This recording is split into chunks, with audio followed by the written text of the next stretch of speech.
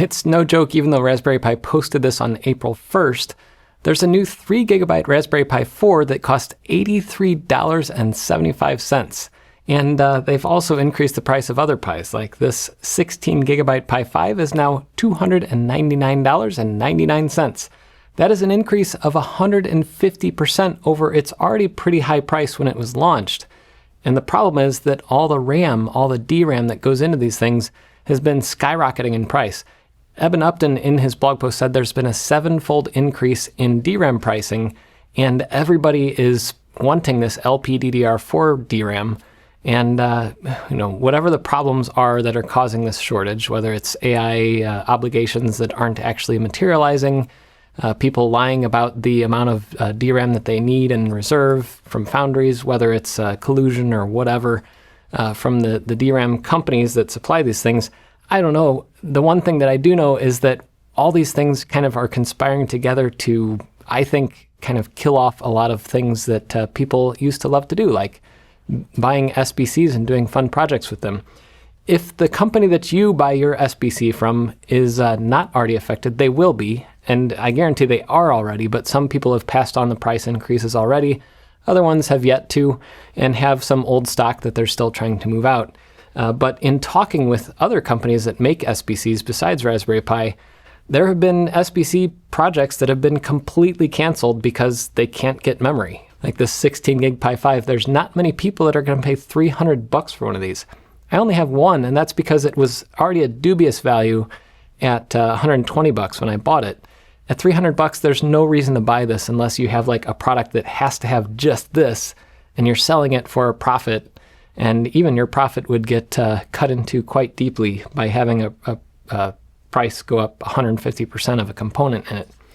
But it's just crazy. I put together a few charts here. So this first chart is showing the price increase since launch of the Pi 5 2GB and 4GB and 16GB. And now they have a 1GB and of course that 3GB. And you're wondering like, why 3GB? That's a weird memory amount. Well, they're using two 1.5GB chips. That saves costs because the 1.5GB chips can be had in greater supply than the 1GB, 2GB, 4GB, those kind of things. For various reasons, but that's why Raspberry Pi is doing it. They actually redesigned the PCB of the Pi 4 to allow for 2 chips instead of 1, which is crazy. Like, they haven't done that on any Pi yet, and now they're doing it on the Pi 4 because of this unprecedented rise in prices. Anyway, that's kind of depressing on its own, but then if you look at SBCs overall, right now there are some that are a very good value if you can pick them up. The Radsa Dragon Q6A, which I haven't done a full video on. I've done a full set of testing on it, and I like the thing, and I want to recommend it, but I just haven't had time to make a full video on it. That is probably the best value SBC you can get right now. It uses a Qualcomm chip on it. The Rock 5C is also a good value, but I've seen it going out of stock a lot. Other than that, I've tested the Orange Pi 5 and Pi 5 Pro. Those are both very good boards, but those are going up in price even more than the Pi. So it's like those were great values, but now it's 2026, and that's just not a thing. If I look at the 8GB RAM models, again, the Q6A right now, if you can get it, that is the best value SBC you can get right now.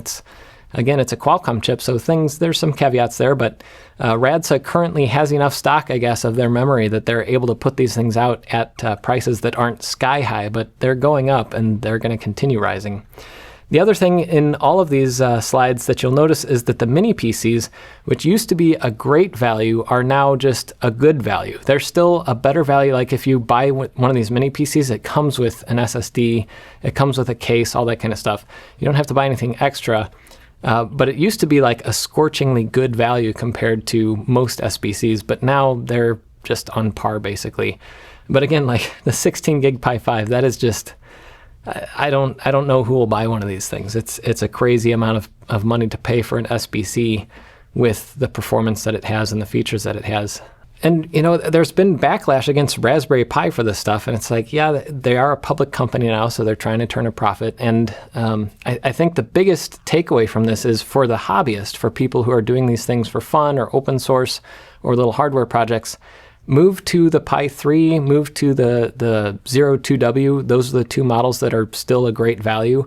And apparently Raspberry Pi has tons of supply of LPDDR2 RAM, the older, slower RAM that's used in those boards. So the prices on those probably won't go up so much.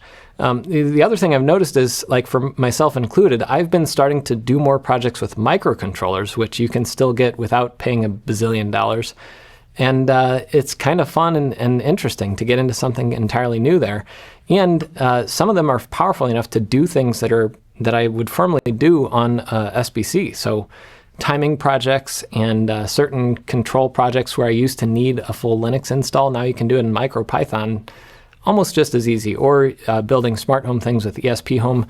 It's great. And the sad thing is that there is still a lot of great things that you can do when you have full Linux running on an SBC with, low-end desktop class performance that we're just not going to be able to do. And, even if we're talking about buying used hardware, the prices on that stuff is going up, especially if it has a lot of RAM. So certain hobbies are just kind of impacted and dying off right now. And I don't see a rosy future for it unless we can find a way to get these prices back down at some point, because my income from YouTube hasn't gone up. In fact, it's gone down a little bit the past year and a half because YouTube's viewership for long-form videos like these has gone down. And it's not a great situation that we're in for this. But maybe I'll just become a retro YouTuber and do all my fun Mac projects until we get back to having reasonable pricing for these things. Anyway, until next time, I'm Jeff Kierling.